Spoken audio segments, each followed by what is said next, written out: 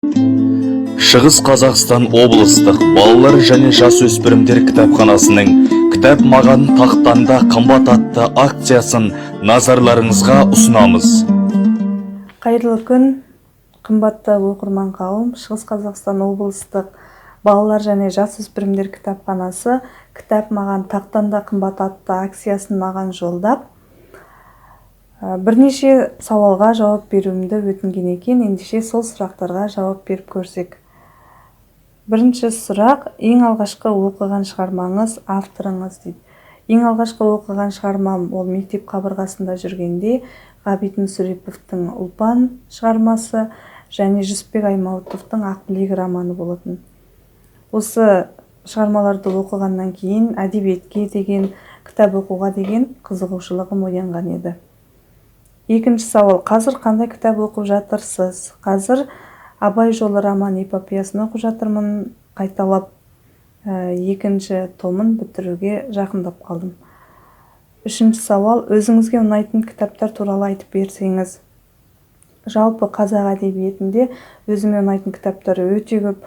Соның ішінен енді іздеп қайталап оқитын бірнеше кітаптар бар. Ол Мұхтар Әуезовтің шығармалар жинағы және Оралхан Бөкей шығармаларын айтуға болады. Сүйікті авторыңыз кім дейді?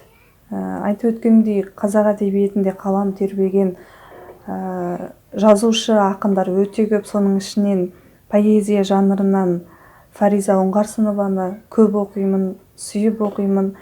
Ал прозадан Оралхан Бөкейді көп оқимын. Жастарға тәрбиелік мәні зор деп қандай кітапты ұсына аласыз, немесе авторларды? Біздің әдебиетте тәрбиелік мәні зор кітаптар өте көп.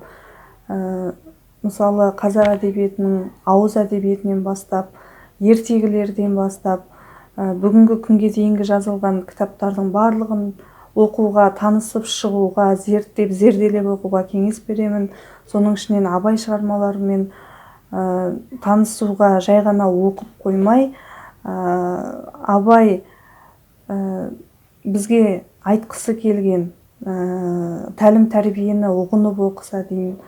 Жастарға жалпы қазақ әдебиетімен таныс болыңыздар дер едім. Алтыншы сұрақ: әр қазақтың баласы ертегі тыңдап өскені даусыз, тыңдамаса да ертегі оқымаған адам жоқ. Өзіңіздің есіңізде қалған бір ертегі туралы айтып берсеңіз. Кішкентай кезімізден ертегі тыңдап өстік. Соның ішінде Ертөстік, Керқұлатты Кендебай, Алтын Сақа сияқты ертегілерді атамыз бен әжеміздің аузынан көп естіп өскен болатынбыз. Ал өз балаларыңызға ертегі айтып, немесе кітап оқып бересіз бе? Міндетті түрде оқып беремін. Поэзия оқып беремін, түсінбесе де.